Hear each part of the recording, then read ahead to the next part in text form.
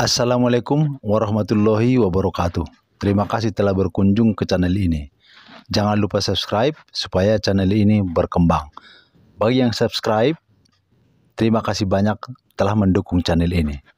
Sekarang kita coba mengulas Bapak Pendeta yang berlagak seperti seorang ustadz. Namanya Burhanuddin Haji Usman.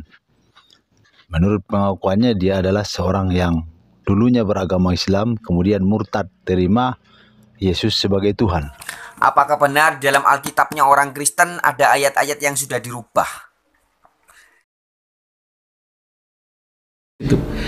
Nah, di dalam kekristenan, Tuhan itu juga adalah Tuhan yang Esa. Kata Yesus kepada para muridnya, Allah itu adalah Esa. Dan dia tidak jamak, dan dia tunggal, Esa.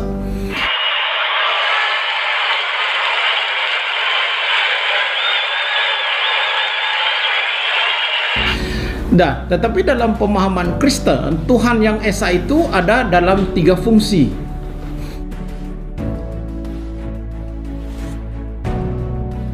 Ini saya membicarakan yang pertama. Fungsi yang pertama adalah bersifat kekal.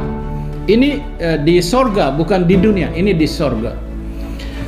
Di dalam 1 Yohanes pasalnya yang ke-5 ayat yang ke-7 dijelaskan secara gamblang bahwa ada 3 yang memberi kesaksian di sorga. Ada Bapa, ada Firman, dan ada Roh Kudus. Ketiganya adalah satu.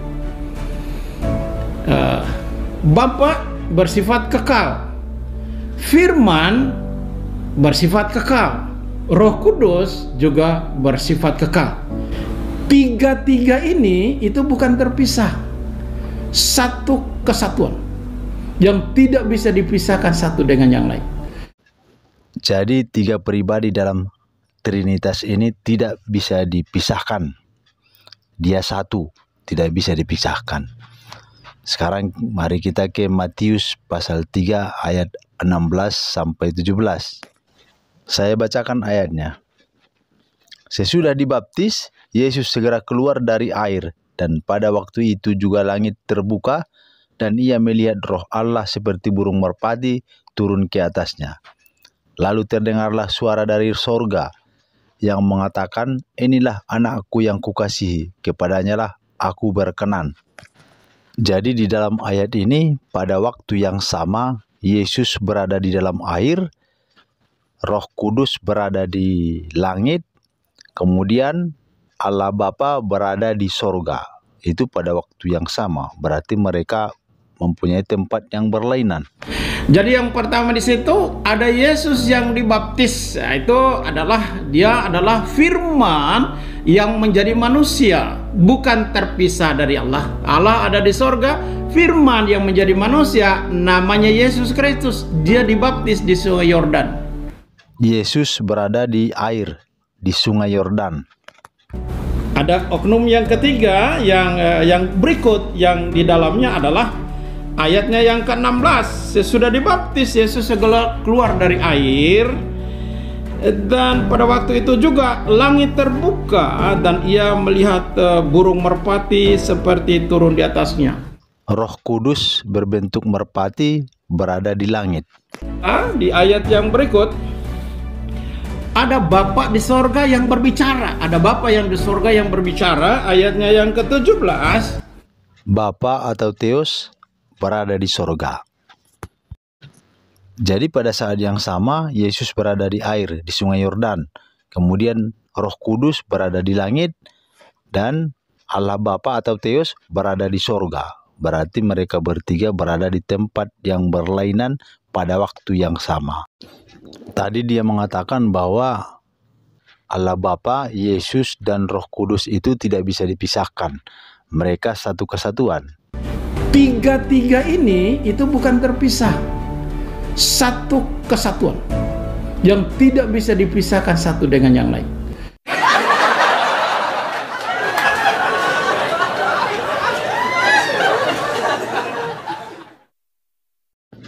Ternyata 1 Yohanes pasal 5 ayat 6 sampai 7 yang dikutip oleh pendeta ini, menurut Franz Donald adalah ayat tambahan. Tadi pertanyaannya adalah, apakah benar di dalam Alkitab yang hari ini dipegang banyak orang Kristen ada ayat-ayat yang sudah dirubah? Jawabannya adalah iya, memang benar. Berarti kalau ada ayat-ayat tambahan di dalam sebuah kitab suci, berarti kitab suci itu tidak suci lagi dong. Berarti ada campur tangan manusia di dalamnya. Satu ayat yang terkenal adalah sebenarnya di 1 Yohanes 5 ayat 7. Ya, 1 Yohanes 5 ayat 7 di dalam terjemahan Lembaga Alkitab Indonesia ini. Ayat ini ditulis dalam kurung. Saya tidak buka Alkitab, sudah hafal ya. Jadi bunyinya begini. Di dalam kurung 1 Yohanes 5 ayat 7 ada. Sebab ada 3 yang memberi kesaksian di dalam surga. Bapa, Firman, dan Roh Kudus. Dan ketiganya adalah satu. Itu bunyi 1 Yohanes 5 ayat 7. Dan itu oleh Lembaga Alkitab Indonesia ditulis dalam kurung. Dan pada tahun 2007 saya pernah ketemu dengan Ketua Pembina Penerjemah Lembaga Alkitab Indonesia di Kota Semarang pada bulan April. Nah, pada saat itu Ketua Pembina Penerjemah Lembaga Alkitab Indonesia itu yaitu Bapak Hortensius Florimon Mandaru dengan gelarnya SSL, ahli kitab suci lulusan Roma, bekerja di Lembaga Alkitab Indonesia di Departemen Penerjemahan. Dia sebagai ketua pembinanya pada saat itu ya. Nah, pada saat itu ketika ditanya oleh seorang wartawan dan beberapa orang bagaimana dengan 1 Yohanes 5 ayat 7, dengan tegas Bapak Hortensius Mandaru dari Lembaga Alkitab Indonesia mengatakan itu memang adalah ayat sisipan.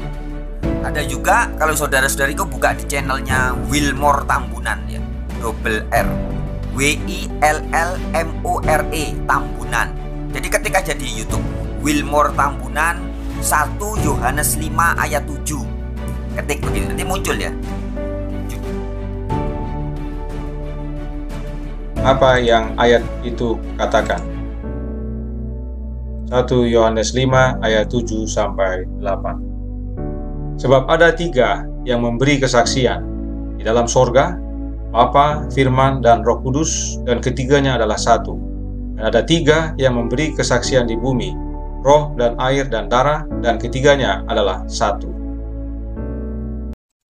Yang ditandai biru disebut dengan koma Johanneum atau rumus Trinitas. Ayat ini diketahui atau dikenal melalui terjemahan versi King James. Koma artinya kalimat singkat. Koma Johanneum diartikan sebagai saksi surgawi. Kalimat singkat ini banyak yang sebutkan sebagai tambahan atau disisipkan. Kita lihat sekali lagi yang warna biru ini. Ini adalah koma Johanneum, disisipkan. Nah, beberapa terjemahan Alkitab lainnya seperti NIV, NASB, ESV, NRSV tidak menggunakan koma Johanneum ini. Artinya kalimat yang berwarna biru tadi tidak digunakan sama sekali. Dan jika tidak digunakan oleh versi Alkitab tersebut, lalu mengapa dijadikan dasar doktrin Trinitas?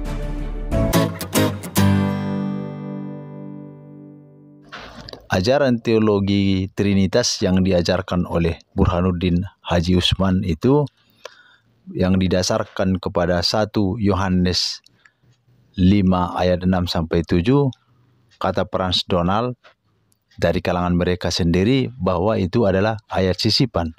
Berarti teologi Trinitas yang diajarkan Burhanuddin itu bermasalah. Kemudian Burhanuddin mengatakan bahwa Trinitas itu esa, 3 pribadi yang tidak bisa dipisahkan. Sementara di surat Matius tadi sudah dijelaskan bahwa pada saat yang bersamaan Yesus berada di sungai Yordan, Roh Kudus berada di langit, Allah Bapa berada di surga. Berarti pada saat yang bersamaan mereka berada di tempat yang berlainan. Kesimpulan kita, berarti teologi Trinitas yang diajarkan oleh Burhanuddin Haji Usman itu didasarkan pada dalil yang lemah, ayat yang lemah. Terima kasih telah menyaksikan channel ini. Sampai ketemu di topik yang akan datang. Assalamualaikum warahmatullahi wabarakatuh.